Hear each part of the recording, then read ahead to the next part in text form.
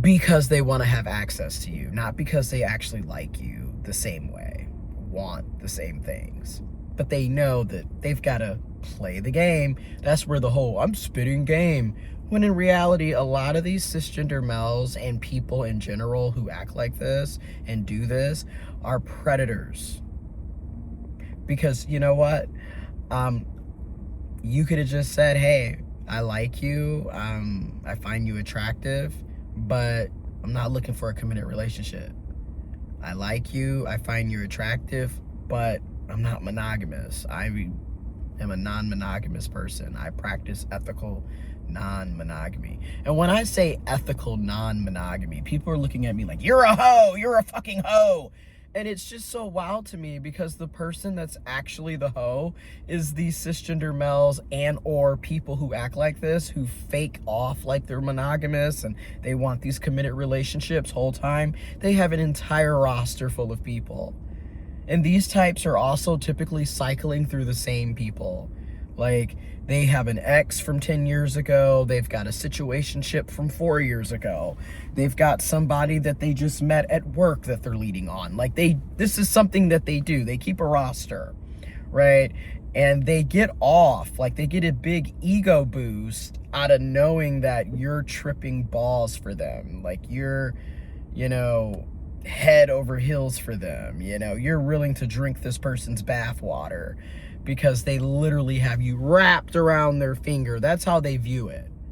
And that ego boost and them purposely knowing that they're lying, like, that's getting them off. Like, they feel powerful. They feel like men, because that's what toxic masculinity and patriarchy and misogyny and what have you socializes cisgender males, cisgender men and boys, masculine people, and people in general, really, under this oppressive system.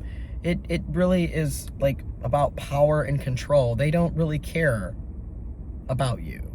They don't like you. They don't like you. They don't care about you. And they don't respect you. Because that's the other thing. Like, and better yet, they don't like themselves. They don't care about themselves. And they don't respect themselves. And I'm not saying that to be like, oh, let's do a freaking pity party for Clay Thompson and the rest of the cisgender male brigade that acts like this, or people who act like this. Because, cis males are people, right? And it's not just cis males that are acting like this, right? Haha! Interchangeable.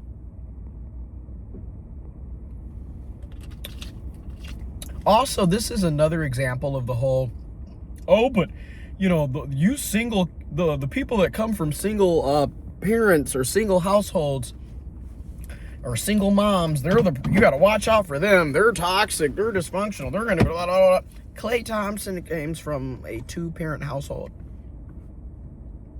Which further just, we've said this, there's so much research out there showing this, and a lot of us are literally living proof. You can grow up in a household where people are like in a committed relationship and it's dysfunctional and toxic and abusive as hell.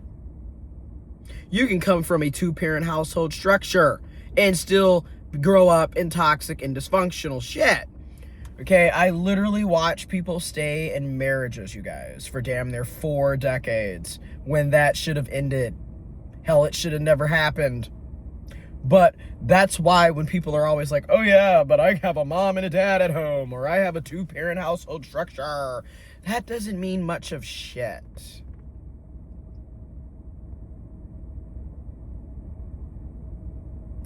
Because again, and this is also to me like, anyways, so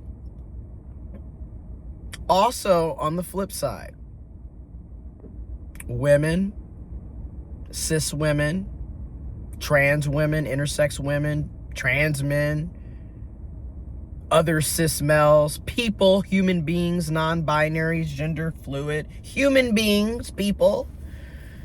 The other thing that we have to be real about too in these types of situations is like, one, there are times where people have told you that they're not looking for a committed relationship and you still decided to pursue. There are also times where people have shown you through their actions, even if they didn't say it through their words, which, don't get me wrong, actions and words and actions should match, should align, but you see what we're dealing with out here. I'm just being real. You see, I mean, as we get older, you see what we're dealing with out here. So in many situations as well, their actions also have shown us that they're not looking for a committed relationship. They're not looking for a monogamous relationship. And I say this because a lot of times, like, the way they treat you is exactly how they're treating you. I'm going to say that again. The way that they treat you is exactly how they're treating you. And what I mean by that is, y'all will sit up and see that this person is treating you like shit on a stick. I mean, every way they can go out of their way to, you know, disrespect you, not care about your feelings and needs, not show up for you. All the little white lies that end up becoming these huge, large lies later down the road. Yeah, there's been a lot of red flags a lot of times, like red, like my like do-rag red. Like, yeah, there's like red flags a lot of the time, and a lot of us are just like, oh no, he wouldn't do that. Oh no, she wouldn't. Ha! No, I know them. They wouldn't do that. And time again, what happens? What happens? They do it. He does it. She was about that life.